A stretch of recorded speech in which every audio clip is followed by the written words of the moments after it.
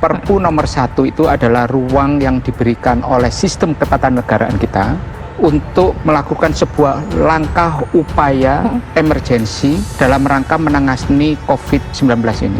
Karena apa? APBN kita yang disusun, APBN 2020, yang disusun itu kan pada bulan Agustus September tahun 2019. Pada saat itu tidak ada terdengar COVID sama sekali, dan kemudian disusun dan disetujui oleh DPR pada periode yang lalu. Ini adalah sebuah situasi yang harus diambil. Pemerintah harus mendesain, merekofocusing, dan merealokasi kembali APBN 2019. Karena apa? APBN yang lama tidak ada pos-pos yang terkait dengan penanganan pandemi. Bagaimana menyusun jaring pengaman sosial untuk itu. Bagaimana pemerintah menyiapkan program pemulihan ekonomi sebagai akibat dari dampak COVID ini kan belum pernah kita perkirakan. Makanya pemerintah supaya mempunyai alas hukum, mempunyai legalitas yang kuat, dan kemudian para pengambil kebijakan itu confident, percaya diri bahwa langkah-langkah mereka itu mendapatkan payung hukum yang kuat dalam bentuk legislasi primer, yaitu peraturan pengganti undang-undang yang ketentuannya harus disetujui oleh DPR pada masa sidang berikutnya. Nah, pada periode ini DPR sudah memutuskan, mengingat keadaan ini penuh dengan ketidakpastian. Yang kita hadapi saat ini adalah ketidakpastian yang permanen, saya katakan. Lah, ini maka pemerintah bersama dengan DPR di Badan Anggaran sudah menyetujui, nanti tanggal 11 akan kita rencanakan disetujui di paripurna. Gini, kita harus melihat dalam kacamata yang jernih, dalam perspektif bahwa pengambil keputusan itu tidak ada niat apapun selain bekerja untuk negara. Dan ini harus dipahami secara benar. Karena apa? Tidak ada imunitas yang bersifat mutlak. Imunitas yang diberikan itu adalah imunitas dengan kondisi tertentu. Imunitas bersyarat. Imunitas bersyarat itu maksudnya apa? Mereka diberikan imunitas sepanjang dalam pengambilan keputusan itu didasarkan kepada niat baik, dan kemudian masyarakat juga tahu bahwa apa yang menjadi keputusan ini untuk memberikan keyakinan kepada mereka. Orang-orang dalam posisi dan jabatan mereka masing-masing itu bisa mempunyai keyakinan. Nanti setelah saya pensiun tidak lagi dikejar-kejar oleh pengambilan kebijakan di saat mereka menjabat. Mereka ini kalau saya perhatikan bertugas dan bekerja melebihi dari beban yang kita berikan kepada mereka. Tahu bagaimana pengambil kebijakan di KSSK, ini ada Pak Febrio, mereka itu hampir tiap hari.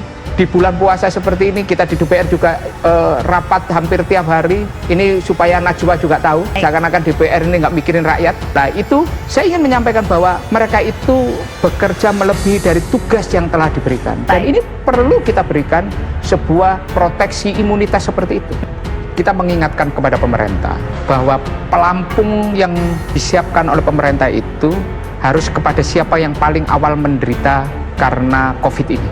Negara harus hadir untuk mereka. Mereka ini adalah masyarakat kecil, tadi UMKM, kemudian orang-orang miskin, pekerja harian lepas. Tetapi pada situasi ini kita kan tidak bisa membedakan dan tidak boleh membeda-bedakan karena semua terdampak. Mana rakyat miskin, mana rakyat jelata, mana kelas menengah, mana orang yang sedikit kaya, yang kaya dan kaya raya. Semuanya terkena. Juga demikian dengan bisnis, mulai yang kecil sampai skala korporasi. Makanya kita ingatkan kepada pemerintah, desain kita keluar dari COVID ini adalah sebuah desain yang dibuat oleh negara yang meliputi semua elemen yang terdampak. Yang butuh 1 juta kita kasih 1 juta bantuannya, yang butuh 100 juta kita kasih 100 juta, yang butuh 100 miliar kita kasih 100 miliar, yang butuh 10 triliun kita kasih bantuan. Ini karena apa? Kalau tidak, maka situasi ekonomi ini tidak bisa kita keluar dengan cepat. Ada beberapa modeling kita keluar dari situasi ini. Model V, kita tentukan titik paling bawah, habis itu kita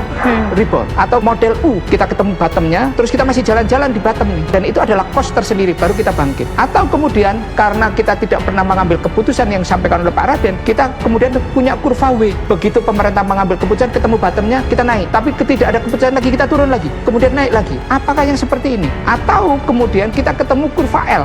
L itu ketemu bottom, jalan masuk jurang karena nggak ada keputusan. Lah, desain ini kan harus kita cari desain terbaiknya. Desain terbaiknya ya pemerintah dengan worst case skenario, Q1 sudah kita temukan, Q2 berapa, dan pandemi ini akan berapa lama, kita contain, kita atasi dengan cara apa, ekonominya kita atasi dengan cara apa, baru kita cari kemudian. Kalau kemudian worst case skenario itu tidak ketemu, kita anggap sebagai bonus. Tapi bonus karena kita berpikir secara serius. Kita temukan skenario paling buruknya, kalau itu tidak ketemu ya itu kita anggap bonus. Desain ini yang harus kita siapkan dan itu harus dibicarakan. Pemerintah bicara sama DPR, dunia usaha diajak. Dalam situasi seperti ini, pemerintah tidak boleh memberikan stimulus yang diskriminatif. Boleh memberikan prioritas tapi tidak boleh diskriminatif. Karena apa? Prioritas UMKM, KUR, ultra mikro, mikro dan sebagainya. Tapi tidak boleh diskriminatif, misalnya sektor real, misalnya mengatakan korporasi bisa mengurus diri mereka sendiri, oh tidak bisa, tidak bisa. Kebijakan tidak boleh anti bisnis. Itu yang paling utama. Karena apa? Begitu kebijakan ini anti bisnis, pemerintah akan berjalan sendiri dengan kebijakannya, kemudian dunia bisnis melakukan recovery dengan sendirinya, dan ini akan menjadi sebuah beban yang tidak akan pernah kita perkirakan dan sulit kita hitung bagaimana cara kita bangkit. Jadi begini, memang ada situasi, ada belum samanya persepsi. Perpu ini kan banyak berkisar di antara KSSK. Ada KSSK itu ada Menteri Keuangan, ada Bank Indonesia, ada OJK dan LBS. Sudah berkali-kali kita rapat, masing-masing di antara lembaga ini membentuk dinding Great Wall, dinding besar yang masing-masing itu membatasi kewenangan sesuai bermain di kewenangan mereka masing-masing. Jadi, dan masing-masing lembaga jangan melompati kewenangannya. Akhirnya apa yang terjadi? Kita DPR ini kan kepingin meruntuhkan masing-masing dinding itu supaya mereka sinkron dalam sebuah siklus pengambilan keputusan. Lah, ini sedang kita lakukan dan ini adalah upaya yang tidak mudah.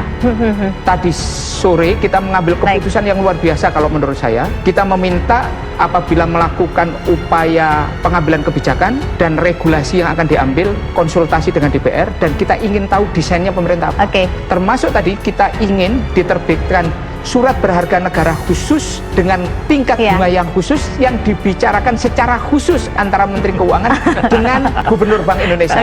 Bayangkan SBN yang diterbitkan secara khusus dengan tujuan khusus dengan tingkat suku bunga khusus yang dibicarakan secara karena khusus. Memang keadaannya khusus gitu ya.